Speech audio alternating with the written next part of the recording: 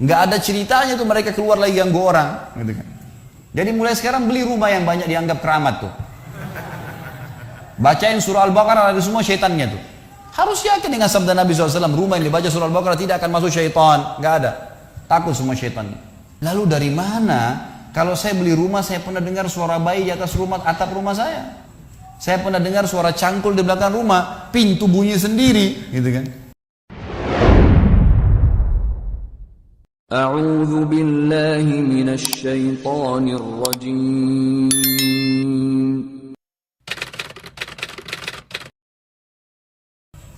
Masalah pintu takut. Takut.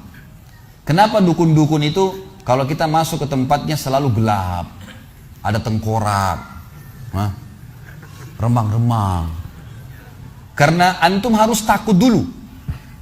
Kalau ada rasa takut, bisa dikuasai nama dia. Tapi kalau tidak takut gak bisa. Orang yang mau dihipnotis, kalau akidahnya benar gak bisa dihipnotis tuh. Setannya gak berani. Gitu kan? Dan ini kita harus hati-hati teman-teman sekalian, karena pintu takut ini selalu ditunggang oleh syaitan. Saya kasih contoh begini. Kalau ada satu rumah di Indonesia ini, anggap di Bali sinilah, karena antum lagi di Bali. Ada satu rumah teman-teman sekalian, di situ ada orang bunuh diri, gantung diri. Kira-kira mau beli rumahnya nggak? Jawab jujur ya. Kenapa nggak mau? Hah? Setelah saya jelaskan malam ini, beli besok ya. Diskonnya buat saya. Baik. Banyak orang jawabannya takut. Kenapa takut? Ada ruh gentayangan. Baik, simpan contoh itu. Ada contoh kedua teman-teman. Ada satu rumah, tadi bunuh diri ya. Sekarang satu rumah dibunuh oleh perampok. Mau beli rumahnya nggak? Sama juga. Masya Allah cuma 3 orang yang jawab, yang lain berani semua. Gak mau juga beli. Kenapa? Takut. Ada ruh gentayangan. Teman-teman sekalian, ambil dari saya malam ini dengan izin Allah. Ini ilmu dari wahyu, bukan dari saya. Tidak ada ruh gentayangan. Gak ada ceritanya dalam Islam kuburan terbuka pocongnya keluar. Gak ada itu. Gak ada tangan dari kloset tarik-tarik orang. Itu semua dusta. Dusta, perusakan akidah dari media-media syaitan nih. Sinetronnya, filmnya, segala macam. Manusia bisa berubah jadi singa lah, bisa beginilah, macam-macam. Dusta, dusta, nggak ada dalam Islam, nggak ada. Dari mana dalilnya? Nggak ada ruh gentayangan. Baik, dengarkan hadisnya. Hadis yang mulia, hadis riwayat Bukhari. Suatu hari Nabi SAW pernah mengantar jenazah sahabatnya. Waktu jenazah tersebut ditaruh di kuburan, kata Nabi SAW, kalau seseorang mukmin meninggal dunia, siapa orang mukmin teman-teman sekalian? Orang yang sudah menggabungkan antara rukun Islam sama rukun iman. Kalau antum syahadat sudah, muslim, alhamdulillah, sholat 5 waktu, zakat, puasa Ramadan, haji, sudah dikerjain. Ditambah dengan keimanan, yakin Allah ada, yakin malaikat ada mencatat, yakin diturunkan dalam Al-Quran, yakin ada Rasul yang mengajarkan Nabi Muhammad SAW, ada diterima pahalanya hari kiamat, maka itu namanya mukmin. Dengan ditambah dengan mengimani qada dan qadar. Kalau ada orang sholat, Allah ada nggak ya? Malaikat catat nggak ya? Hari kiamat saya terima nggak? Ini masih muslim, belum mukmin, masih level di bawah. Pertama muslim dulu baru mukmin. Makanya dalam hadis disebutkan ada iman, ada Islam, ada iman, ada ihsan, gitu kan? Ini level-levelnya. Nah kata Nabi SAW, kalau orang mukmin menggabungkan antara rukun Islam sama rukun iman, sholat yakin Allah ada, sholat begini dan seterusnya, maka akan datang kepadanya 3 sosok malaikat pada saat meninggal. Dan ini teman-teman bukan dongeng saya ceritakan. Ini hadis Nabi, berita wahyu yang pasti kita semua akan saksikan. Demi Allah ini benar, ini wahyu. Gitu kan? Malaikat datang, di kiri kanannya malaikat rahmah yang membawa kain kafan dari surga, yang satu malaikat maut di ubun-ubun kepalanya sambil berkata, ya ayyatuhan nafsul mutmainnah irji ila rabbiki radiyatan mardiyah. Hai jiwa yang baik, keluarlah kepada rahmat dan pengampunan Tuhanmu. Kata Nabi SAW, ruhnya keluar lebih mudah daripada air dari mulut kendi, cepat sekali. Begitu keluar, belum sesaat keluar, ditangkap oleh malaikat rahmat, dibungkus dengan kain kafan dari surga, dibawa ke langit. Begitu dibawa ke langit, menembus 7 lapis langit, semua malaikat-malaikat di atas langit sana berkata, ruhnya siapa ini? Sungguh mulia ruh ini. Kenapa? Kata Nabi SAW, karena ruh itu mengeluarkan bau yang lebih wangi daripada bau kasturi. Semoga kita semua insya Allah termasuk. Maka kata Nabi SAW, malaikat rahmat mengatakan ini fulan bin fulan, namanya yang paling mulia di dunia. Lalu kemudian ditembuskan sampai langit ketujuh, lalu kemudian terdengar suara dari langit ketujuh. Allah Azza wa Jalla berkata, catatkan hambaku ini termasuk penghuni surga, kembalikan dia di dunia, di sana saya ciptakan, di sana pula saya akan bangkitkan. Diantar ruhnya bersamaan jasadnya diantar oleh kerabatnya. Baru 3 langkah mereka jalan, dia masih bisa, ruh ini masih mendengarkan suara sendal mereka. Lalu malaikat datang mendudukkan dia lalu berkata, siapa Tuhanmu, siapa nabimu, apa kitabmu. Lalu dia kalau orang beriman, kata Nabi SAW, Allah berfirman, yuthabbitullahu alladhina amanu bil qawli tsabit fil hayatid dunya fil akhirah. Allah akan tetapkan jawaban di lisan orang-orang beriman di dunia. Kalau dia belajari agama ini lalu ditanya kenapa kau sholat, kenapa kau puasa, dia akan punya jawaban dari wahyu.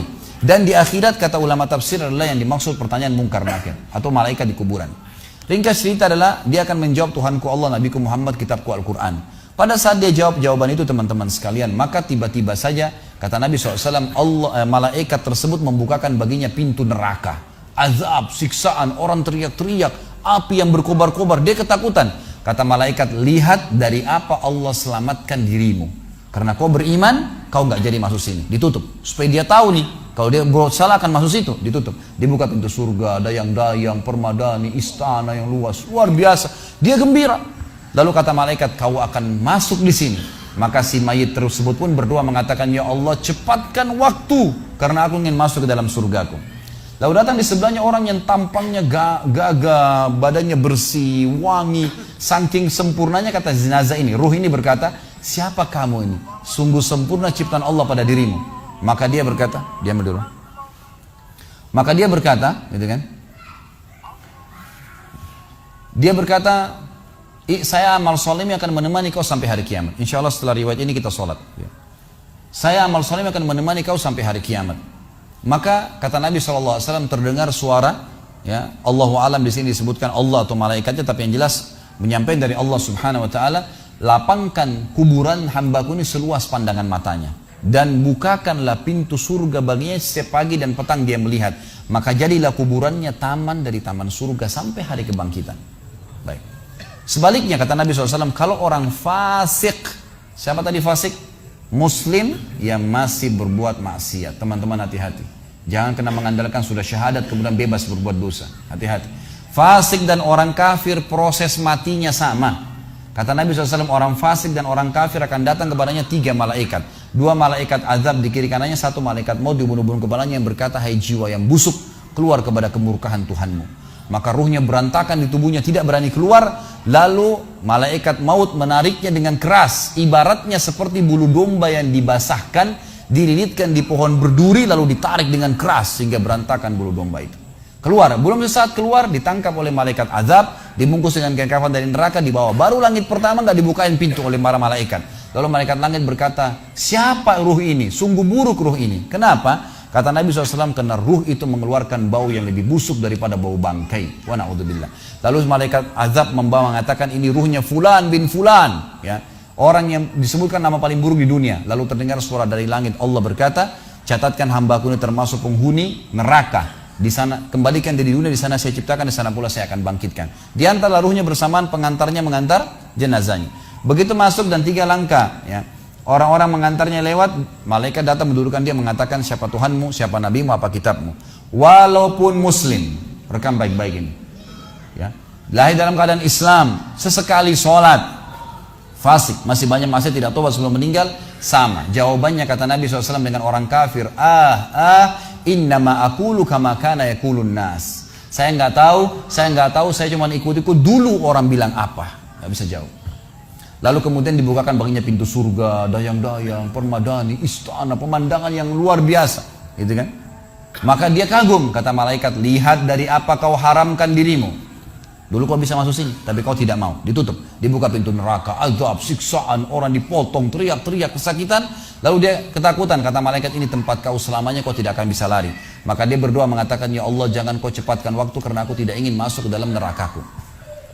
Lalu datang di sebelahnya orang yang buruk tampangnya, bau badannya gak enak. Lalu saking buruknya kata jenazah ini, kata ruh ini, siapa kamu ini? Pergi dari saya, sungguh buruk ciptaan Allah pada dirimu. Maka dia mengatakan, tidak, saya amal burukmu yang akan menemani kau sampai hari kiamat.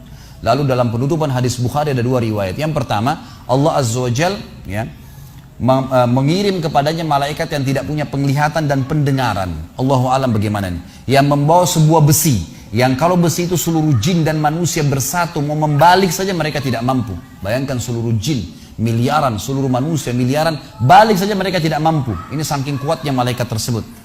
Maka menghantamkan ke tubuh orang ini hancur, diutuhkan kembali lagi. Begitu terus sampai hari kiamat. Riwayat yang kedua mengatakan Allah Azza wa Jal membuat dinding kuburannya merengut tubuhnya, menjepit tubuhnya sampai seperti ini tulang rusuknya.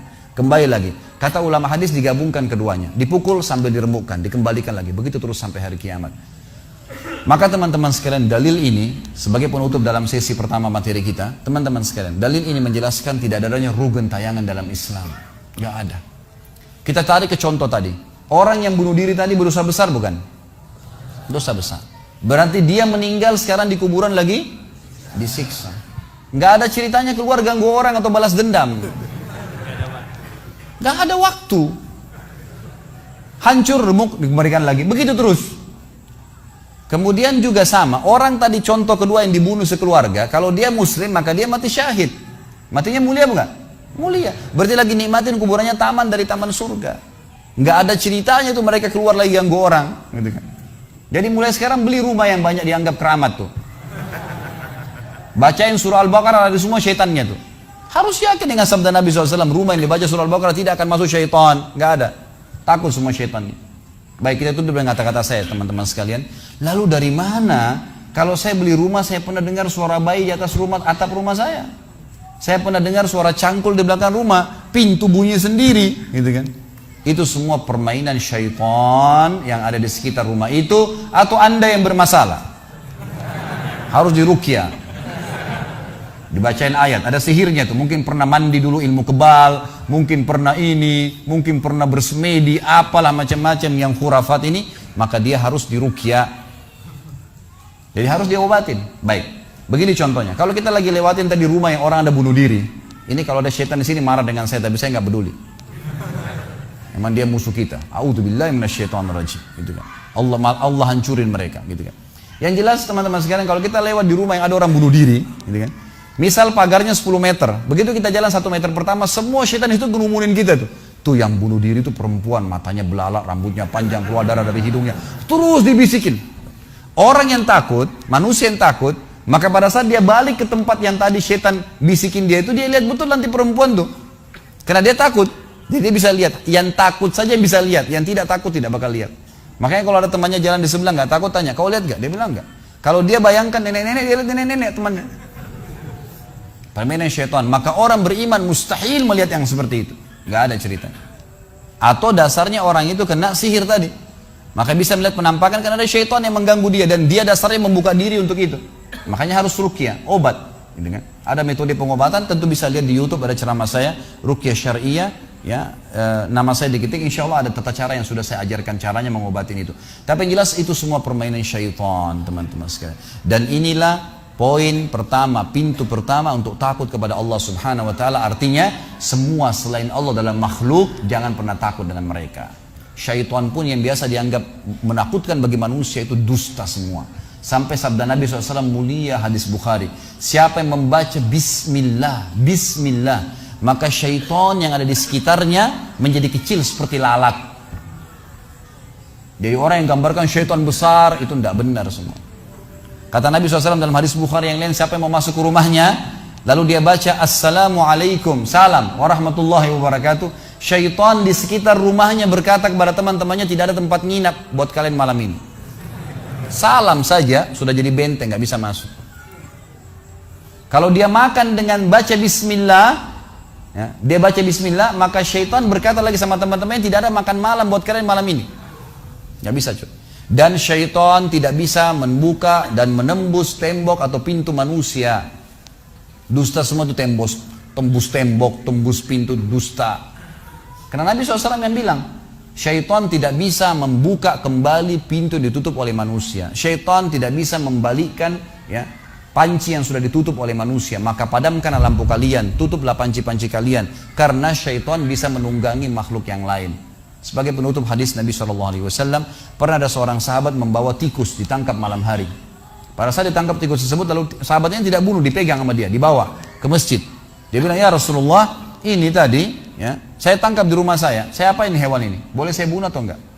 Kata Nabi SAW, jadi tikus itu sambil ditahan oleh sahabat, kebetulan Nabi SAW punya tikar yang dipakai sholat, di sebelahnya ada lilin kecil, minyak dengan api gitu kan. Lalu tikus ini sementara Nabi SAW bicara sama sahabat, lepas, menyentuh ya lilin Nabi SAW, lalu tumpah minyaknya di sejadah, di tikarnya Nabi, terbakar. Kata Nabi SAW, sesungguhnya hewan ini fasiqah, fuaisiqah, buruk, boleh dibunuh gitu kan. Dan syaitan menunggangi hewan seperti ini untuk membakar rumah-rumah kalian. Tapi mereka tidak bisa membakar langsung.